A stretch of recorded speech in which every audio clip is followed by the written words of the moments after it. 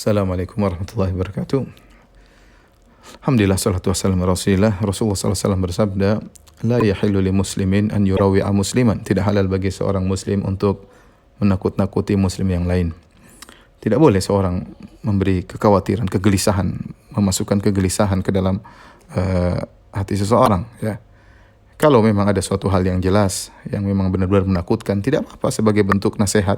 Seperti misalnya terjadinya virus corona, para pakar berbicara, WHO berbicara, ya, kemudian pemerintah berbicara untuk menjelaskan ini berbahaya, kemudian memberikan solusi seperti social distance dan yang lainnya, maka itu bagus ya. Benar-benar suatu yang menakutkan dan perlu disikapi ya. Kemudian juga misalnya para dai berbicara di musim corona ini segera bertobat kepada Allah sebagai bentuk menghadapi wabah yang menimpa dengan memperkuat hubungan dengan Allah Subhanahu wa taala, meninggalkan dosa-dosa, maka ini baik.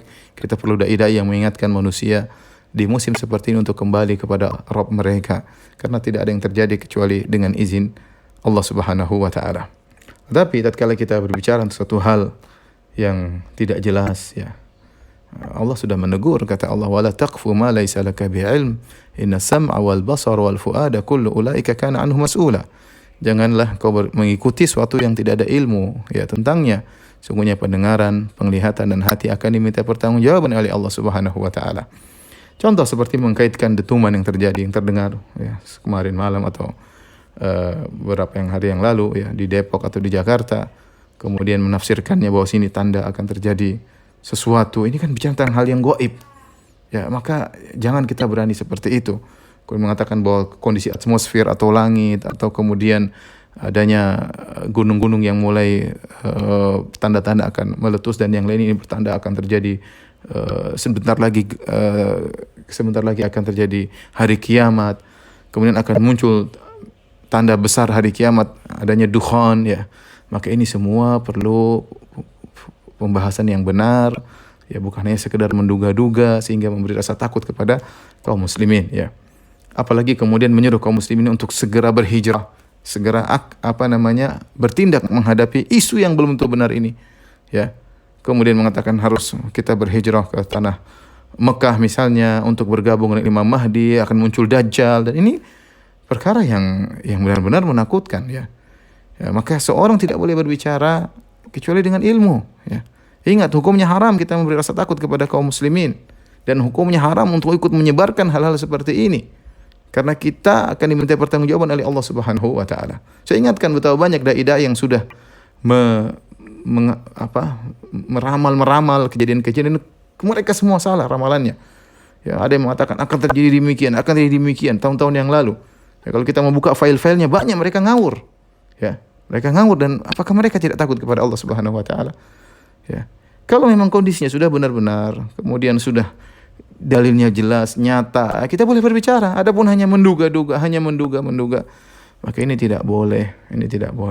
Yang benar sekarang ini kita menyuruh orang-orang kaum muslimin untuk kembali kepada Allah, bertobat kepada Allah Subhanahu wa taala.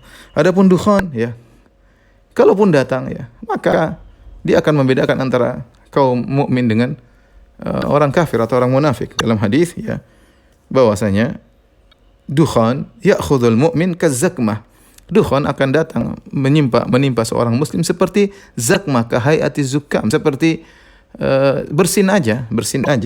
Adapun orang kafir, maka dukhan akan masuk dalam orang kafir, fayantafikh, maka dia akan masuk dukhan tersebut, asap tersebut dalam diri orang kafir sehingga dia membesar ya.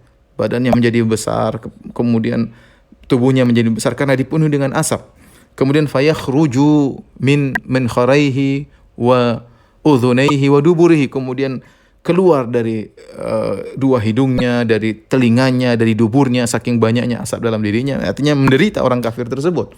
Adapun orang beriman, dukhan datang 40 hari, maka tetap saja Allah memberikan musibah menimpa mereka seperti orang yang terkena bersin. Maka mau saya tidak boleh kita menyampaikan satu berita yang berlebih-lebihan sehingga menimbulkan rasa takut yang berlebih-lebihan kepada kaum muslimin. Karena untuk menghadapi virus corona kita butuh ketenangan ya. Kalau seorang menjadi panik, ini bisa jadi bahaya ya.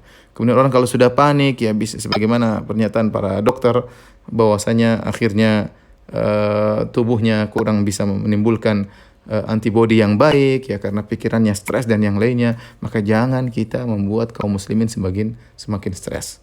Ya, kita suruh saja mereka bertobat kepada Allah Subhanahu wa taala, kembali kepada Allah.